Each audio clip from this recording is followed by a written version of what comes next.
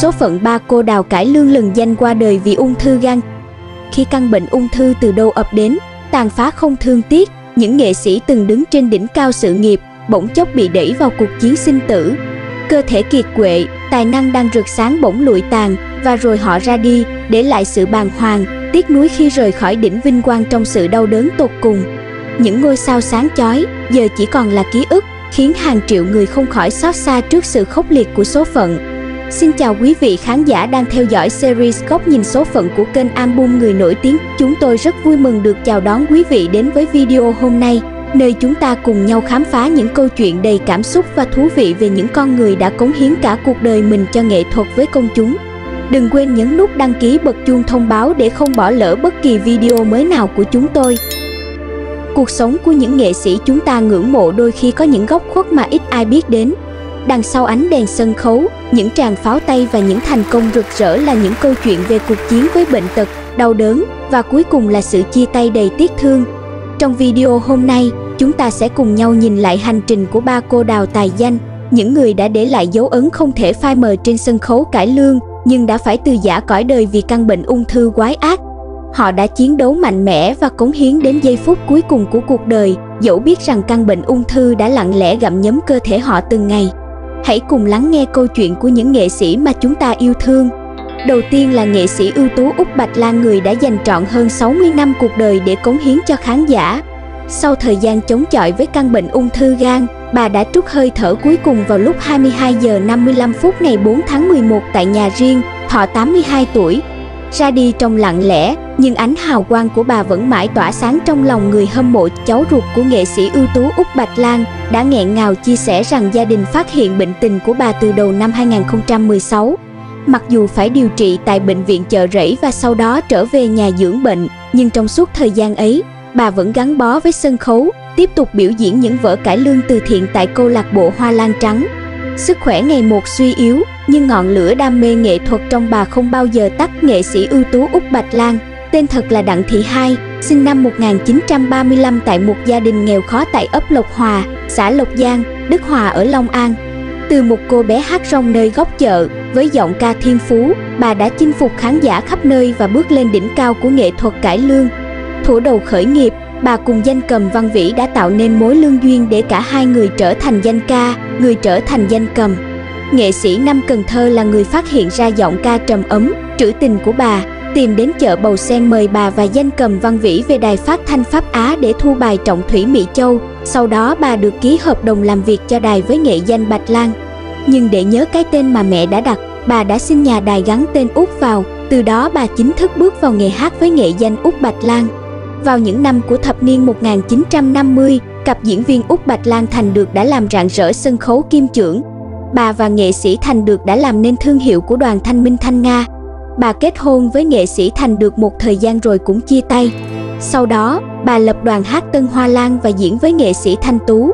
Được xem là thế hệ kế tiếp của nghệ sĩ nhân dân Phùng Há, bà vẫn đang tiếp tục sự nghiệp của mình. Những năm tháng còn lại của đời mình, bà đã chọn vào cửa Phật, không phải xuống tóc quy y mà đêm gõ mõ tụng kinh, ngày chọn sân chùa làm sân khấu, hát trích đoạn những vở tuồng về Phật để lấy tiền trùng tu, sửa chữa chùa chiền. Từ cô bé hát rong thuở nào nơi vỉa hè góc chợ, bà đứng trên sân khấu và tỏa sáng rực rỡ. Sầu nữ Út Bạch Lan bắt đầu được báo chí và khán giả chú ý qua vở cải lương Đồ Bàn Di Hận trên sân khấu Thanh Minh. Bà là tấm gương không ngừng khổ luyện trong diễn xuất, trau chuốt kỹ thuật ca ngâm, để những vai diễn của bà luôn được mới mẻ, đầy sáng tạo. Nghệ sĩ Út Bạch Lan đã để lại nhiều dấu ấn trong lòng khán giả qua các vở diễn dưới hàng Phượng Vĩ, Nước mắt kẻ sang tầng, Tình cô gái Huế, Thuyền ra cửa biển, Thần nữ dân ngũ Linh Kỳ, Nước chảy qua cầu, Biên thùy nổi sóng, Tình tráng sĩ, Nhớ rừng thành công nối tiếp thành công. Bà được các hãng đĩa tranh nhau mời thu thanh đĩa đơn, đĩa tuồng đa dạng từ xã hội, cổ tích, sử Việt Nam đến Trung Hoa, Tây, Nhật, với số lượng nhiều nhất so với những danh ca khác. Vai chị Hằng, vở con gái chị Hằng của Hà Triều Hoa Phượng, là vai vàng giúp bà đạt tới đỉnh vinh quang. Hơn 60 năm gắn bó với nghề, bà là nữ danh ca có nhiều vai diễn để đời, được báo giới và công chúng đặt cho nhiều biệt danh như Đệ Nhất Đào Thương, Nữ Hoàng Vọng Cổ, Vương Nữ Xương Chiều, Sầu Nữ Út Bạch Lan. Bà luôn tạo cho sàn diễn những số phận nhân vật đong đầy nước mắt. Bà cũng là tấm gương dìu dắt đàn em theo nghề, truyền thụ nhiều bài học quý cho các em noi theo để làm nghề nghiêm túc. Sự ra đi của nghệ sĩ Út Bạch Lan để lại một khoảng trống không thể bù đắp trong lòng người hâm mộ. Hành trình cuối đời của bà là một câu chuyện về nghị lực, về tình yêu không giới hạn với nghệ thuật. Dù đau đớn, bà vẫn chọn sống vì khán giả, vì những giá trị nghệ thuật mà bà luôn tâm niệm. Sự ra đi của nghệ sĩ Út Bạch Lan không chỉ là sự mất mát lớn lao với gia đình, mà còn là nỗi đau khôn nguôi của nền cải lương Việt Nam. Nhưng hơn hết, bà đã để lại một di sản bất tử, mãi mãi khắc sâu trong trái tim người hâm mộ.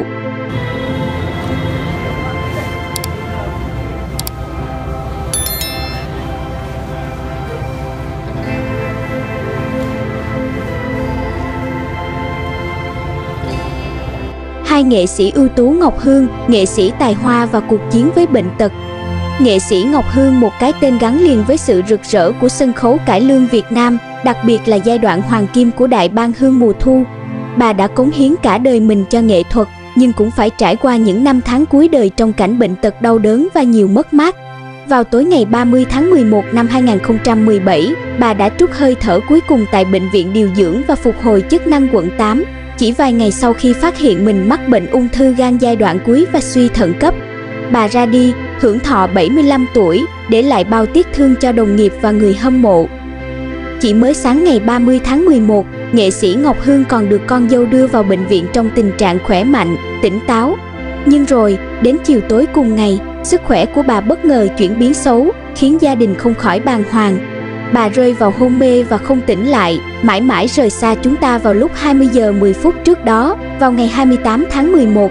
Do gặp khó khăn trong việc đi lại và ăn uống, bà đã được đưa vào bệnh viện Chợ Rẫy để kiểm tra sức khỏe.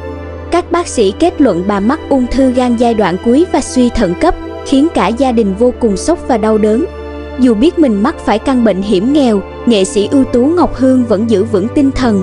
Bà từ chối điều trị tại bệnh viện và xin trở về khu dưỡng lão nghệ sĩ thành phố, nơi bà đã sống hơn 2 năm cùng các đồng nghiệp.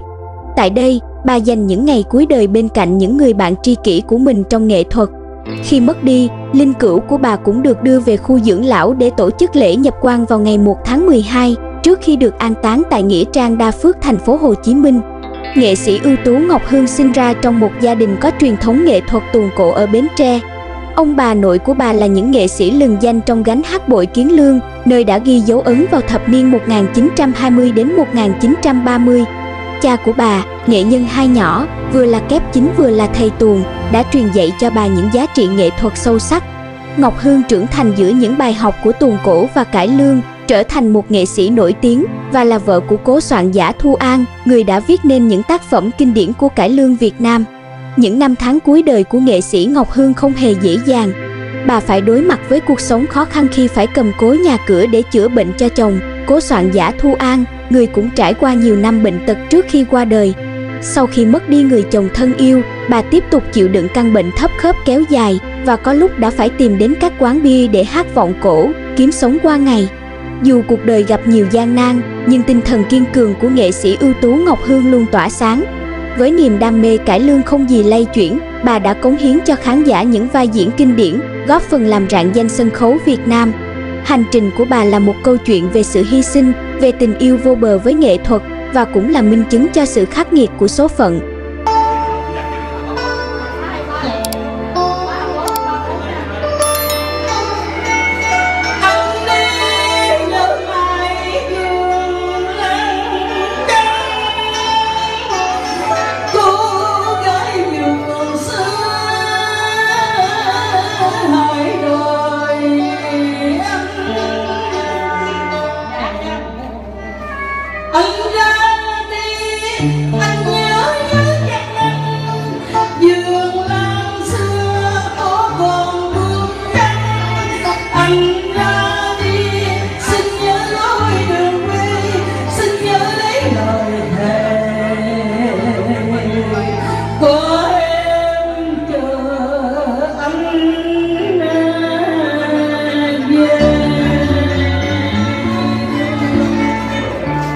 Ba nghệ sĩ nhân dân Thanh Kim Huệ được mệnh danh là búp bê sàn gỗ của sân khấu cũng qua đời vì ung thư gan, nối tiếp hai đàn chị của mình. Trong dòng chảy của văn hóa nghệ thuật Việt Nam, có những nghệ sĩ như những ngọn hải đăng, dẫn dắt và thắp sáng tâm hồn của bao thế hệ. Nghệ sĩ nhân dân Thanh Kim Huệ, một trong những biểu tượng của sân khấu cải lương, không chỉ là một tài năng xuất chúng mà còn là một hình mẫu của sự mới mẻ, trẻ trung, đam mê và lòng yêu nghề. Với giọng hát trong trẻo, đầy cảm xúc, cô đã chạm đến trái tim của hàng triệu khán giả, mang đến cho họ những giây phút thăng hoa và rung động. Hơn cả những vai diễn, cuộc đời của cô là một hành trình đầy màu sắc, đầy tâm huyết và những giá trị nhân văn sâu sắc. Một tên tuổi lừng lẫy trong làng cải lương Việt Nam đã ra đi vào lúc 13 giờ 50 phút chiều ngày 23 tháng 12 năm 2021, để lại trong lòng khán giả những kỷ niệm đẹp và những tác phẩm để đời. Cô không chỉ là một nghệ sĩ tài năng mà còn là biểu tượng của tình yêu và sự cống hiến cho nghệ thuật, thể hiện qua những năm tháng dài lao động. Từ thuở 14 tuổi, khi được chọn vào vai Lan, cô sống trọn với từng vai diễn, khiến khán giả không chỉ cảm nhận mà còn đồng điệu với những nỗi lòng thổn thức của nhân vật. Trong suốt sự nghiệp, cô đã tạo nên dấu ấn không thể phai mờ trong lòng công chúng với hàng loạt tác phẩm kinh điển, từ cải lương đến những bản tân cổ giao duyên, gây ấn tượng mạnh mẽ và mở ra một kỷ nguyên mới cho sân khấu cải lương miền Nam. Cuộc đời của nghệ sĩ Thanh Kim Huệ không chỉ gói gọn trong những thành công nghệ thuật. Cô là hình mẫu của một người phụ nữ lạc quan mạnh mẽ, luôn hướng về gia đình và đồng nghiệp. Mối tình 50 năm bền chặt với nghệ sĩ Thanh Điền không chỉ là tình yêu, mà còn là một sự đồng cảm sâu sắc giữa hai tâm hồn nghệ sĩ. Họ đã cùng nhau vượt qua biết bao thăng trầm của cuộc sống, cùng dìu dắt nhau trên con đường nghệ thuật. Thanh Kim Huệ từng chia sẻ rằng chúng tôi chưa bao giờ nghĩ đến chuyện giải nghệ, thể hiện tâm huyết và đam mê không ngừng nghỉ với nghề. Giữa tháng 7, cặp nghệ sĩ Thanh Điền Thanh Kim Huệ góp mặt trong danh sách 22 gương mặt Sở Văn hóa và Thể thao thành phố Hồ Chí Minh đề xuất danh hiệu nghệ sĩ nhân dân. Lúc đó, cô cho biết tôi vui mừng và hãnh diện. 45 năm theo nghiệp ca diễn, ngoài tình cảm lớn lao của khán giả, danh hiệu nhà nước phong tặng là một trong những phần thưởng ghi nhận nỗ lực trong nghề của chúng tôi. Nhưng cuối cùng, Thanh Kim Huệ đã không đợi được đến ngày mình nhận danh hiệu và ra đi mãi mãi. Thanh Kim Huệ tên thật là Bùi Thị Huệ, sinh năm 1954 tại Sài Gòn, có hơn 50 năm gắn bó với sân khấu cải lương, ca cổ. Sinh ra trong gia đình không ai theo nghề hát, cô từng nghĩ sẽ trở thành bác sĩ hơn là ca sĩ, nhưng số phận đưa đẩy cô theo nghề từ nhỏ. Cô từng tham gia nhiều đoàn hát như Dạ Minh Châu, Thiên Hương, Hoa Phượng, Kim Chung, đoàn Sài Gòn 1, 2, 3. Năm 13 tuổi, cô bé Bùi Thị Huệ về đoàn Kim Chung, gánh hát đình đám thời bấy giờ, diễn các dạng vai từ nô tỳ đến đào ba, đào nhì. Cô lấy nghệ danh với chữ Kim ngụ ý về âm sắc cao, vang và sáng của chất giọng. 14 tuổi, Thanh Kim Huệ được cố soạn giả Loan Thảo chọn vào vai Lan, hát cùng Chí Tâm vai Điệp trong bản thu chuyện tình Lan và Điệp. Là cô đào chưa mấy tên tuổi, cô hồi hộp khi lần đầu thể hiện một vai lớn. Thế nhưng, lúc hát, nghệ sĩ quên mọi thứ, sống trọn cùng mối tình oan nghiệt của nhân vật. Đoạn Lan tiễn Điệp lên thành phố học, cô chọn cách hát vừa nũng nịu, giận hờn vừa thiết tha của thiếu nữ trao trọn tin yêu cho mối tình đầu. Khi Lan bị phụ bạc, lên chùa cắt tóc đi tu, cô hát thay nỗi lòng người từ bỏ những sân hận trần gian. Sự nghiệp của cô đạt đến đỉnh cao vào những năm thập niên 1970. Ngoài tuồng cổ, cô được khán giả hâm mộ với những bản tân cổ giao duyên.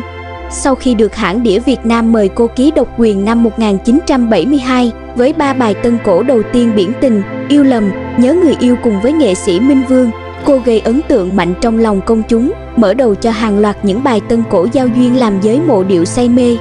Giọng ca thanh thoát, giàu cảm xúc của cô ghi dấu ấn qua các tác phẩm như Chợ Mới tác giả Trọng Nguyễn, Rước Tình Về Với Quê Hương tân nhạc Hoàng Thi Thơ cổ nhạc Loan Thảo, Đám Cưới Trên Đường Quê nhạc Hoàng Thi Thơ, Lời Vọng cổ Yên Lan. Cô có thể kết hợp hài hòa, ăn ý với nhiều nam nghệ sĩ như Minh Cảnh, Minh Vương, Chí Tâm, Tấn Tài, Trọng Hữu.